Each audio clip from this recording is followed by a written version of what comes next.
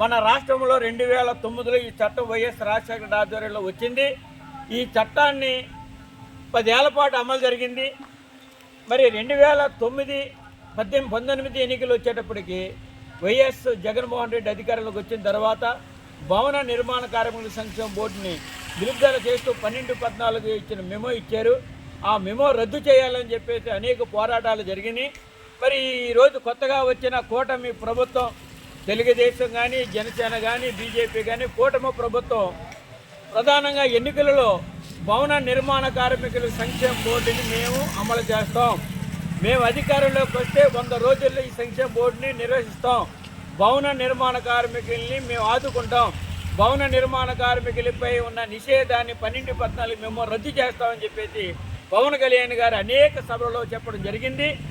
మరి లోకేష్ గారు అయితే ఒక అడుగు ముందుకేసి నేను మేనిఫెస్టో పెట్టాను. ఈ మేనిఫెస్టోలో చెప్పిన సందర్భంగా మేము అధికారంలోకి వస్తే 100 రోజుల్లో ఈ చట్టాన్ని మేము అమలు చేస్తామని చెప్పి హామీ ఇచ్చారు. మరి ఎన్నికలు జరిగి సుమారు అధికారంలోకి వచ్చిన తర్వాత సంవత్సరం 4 మాసాలు సుమారు కావాల్సి వస్తుంది. 16 నెలలు సుమారు వస్తుంది.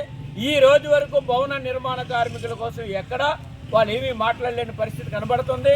మరి భవన నిర్మాణ కార్మికుల సంక్షేమ బోర్డు అమలు జరపాలనుకుంటే గవర్నమెంట్ అప్పుల్లో ఉంది, మేము డబ్బులు ఖర్చు పెట్టలేము అనే అభిప్రాయం లేదు. ఎందుకంటే భవన నిర్మాణ కార్మికుల సంక్షేమ బోర్డులో నిలవే 3,600 కోట్ల రూపాయలు నిల్వ ఉన్నాయి.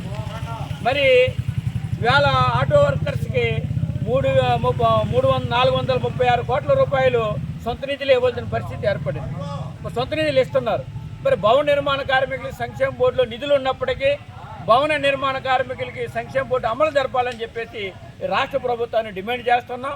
ఇది రాబోయే కాలంలో రాష్ట్ర వ్యాప్తంగా భవన నిర్మాణ కార్మికుల సంక్షేమ బోర్డు అమలు జరగకపోతే రాష్ట్ర వ్యాప్తంగా మరో ఉద్యమాన్ని మేము స్టార్ట్ చేస్తామని చెప్పేసి ప్రభుత్వాన్ని హెచ్చరిస్తున్నాం.